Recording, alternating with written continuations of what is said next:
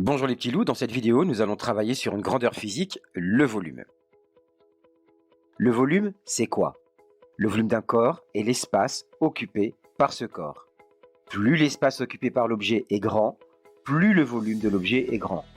Par exemple ici, on peut constater que l'objet B occupe plus d'espace que l'objet A, donc le volume de l'objet B est plus grand que le volume de l'objet A, et on pourra alors écrire VB supérieur à VA. L'unité de volume dans le système international est le mètre cube, que l'on note m puissance 3.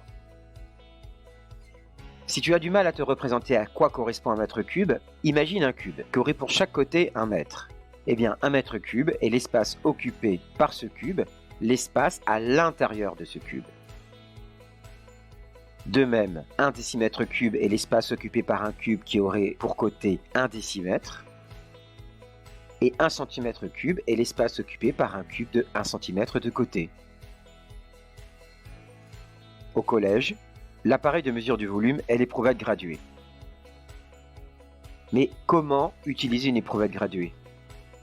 Voici le protocole. Posez l'éprouvette graduée sur une surface plane et horizontale.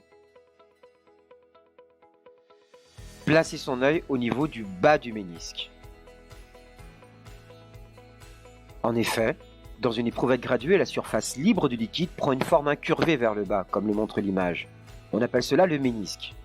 Eh bien, pour mesurer précisément le volume du liquide, il faut positionner son œil bien en face du bas du ménisque. Dans ce positionnement, par exemple, l'œil est placé bien trop haut. Sur celui-ci, l'œil est placé trop bas. Sur celui-ci, il est bien placé au niveau du ménisque, mais il vise le haut du ménisque. Donc cette position ne convient pas non plus. En revanche ici, l'œil est bien positionné au niveau du bas du ménisque. Ainsi le volume mesuré est V égale 54 ml et tu prendras garde à toujours bien présenter le résultat sous la forme grandeur, valeur, unité. Voilà les petits loups, c'est fini pour cette capsule sur le volume. N'hésite pas à t'abonner à la chaîne et consulter les vidéos, notamment celle détaillant la méthode pour lire le volume à l'aide d'une éprouvette graduée, c'est-à-dire pourquoi on a mesuré ici 54 ml et non 51 ou 52 ml par exemple.